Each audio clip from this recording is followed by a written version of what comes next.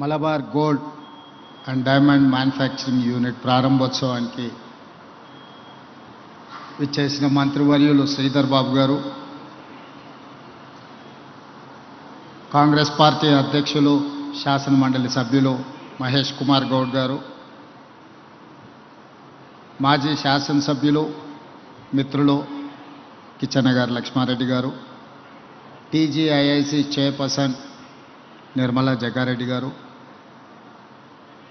Malabar gold and diamonds managing director MP Hamad గారు and his team. I wanted to congratulate Malabar team.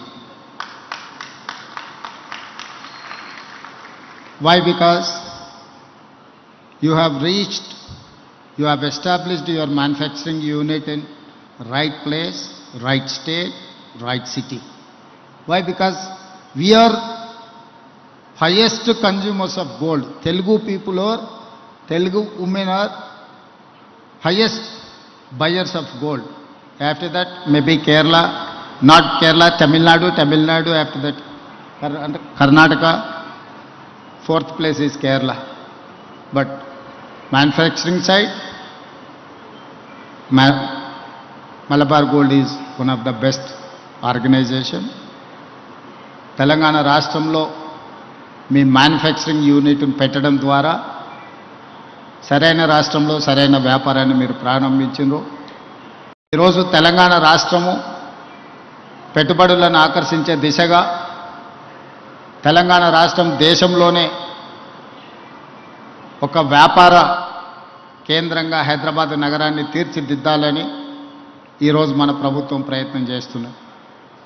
అందులో భాగంగానే ముఖ్యంగా ఈ మహేశ్వరం ఈ ప్రాంతాన్ని 4వ నగరంగా భారత్ ఫ్యూచర్ సిటీ ప్రణాళికలతో ముందుకొస్తున్నాం.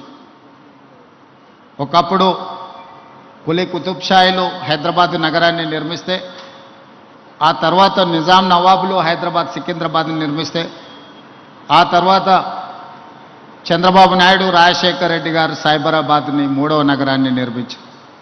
ఇప్పుడు కాంగ్రెస్ ప్రభుత్వం 4వ నగరాన్ని భారత్ ఫ్యూచర్ సిటీని ఈరోజు ప్రపంచానికి అందించబోతుంది. ఆ భారత్ ఫ్యూచర్ సిటీ మహేశ్వరం శాసనసభ నియోజకవర్గ పరిధిలో ఉన్నది. 30,000 ఎకరాలతోని ప్రపంచంలోనే అధునాతనమైన నగరాన్ని ఇక్కడ నిర్మించడం ద్వారా ప్రపంచ దేశాలతో పోటీ పడే విధంగా చాలామంది మిత్రులు హైదరాబాద్ బెంగళూరుతో, ఢిల్లీతో, ముంబైతో, చెన్నైతో పోటీ పడాలి అని వివిధ సందర్భాలలో ప్రస్తావిస్తుంటారు. కానీ పెట్టుబడుల కోసం ప్రపంచ నగరాలను సందర్శించినప్పుడు New York, Tokyo, Japan, Singapore, South Korea లాంటి నగరాలను, దేశాలను పర్యటించినప్పుడు హైదరాబాదు నగరం ప్రపంచంతోనే పోటీ పడగలుగుతుంది. హైదరాబాదు ప్రపంచంతో పోటీ పడగలిగిన నైపుణ్యత ఈ ప్రాంతంలో మన యువతలో ఉన్నది అని నేను, మా మిత్రులు శ్రీధర్ బాబు గారు భావించడంతో ఈరోజు భవిష్యత్ ప్రణాళికలని ప్రపంచంతో పోటీ పడే విధంగా తెలంగాణ రైజింగ్ 2047 విజన్ డాక్యుమెంట్ను ఈరోజు డిసెంబర్ 9, 2025 లోపల విజన్ డాక్యుమెంట్ను ఇవ్వడం, ఆ విజన్ డాక్యుమెంట్తో రాబోయే 100 సంవత్సరాలు తెలంగాణ రాష్ట్రానికి ఏం అవసరం ఉందో ప్రణాళికలు రచించి ప్రపంచంతోనే పోటీ పడే విధంగా మన రాష్ట్రాన్ని తీర్చిదిద్దాలనుకుంటున్నాం. అందుకు ప్రధానమైన కేంద్రం ఈ మహేశ్వరం శాసనసభ నియోజకవర్గ పరిధిలో ముచ్చెర్ల, బాగరకంచ ఈ ప్రాంతంలో ఒక గొప్ప నగరాన్ని నిర్మించడానికి ఈరోజు మనం ప్రణాళికలు సిద్ధం చేస్తున్నాం.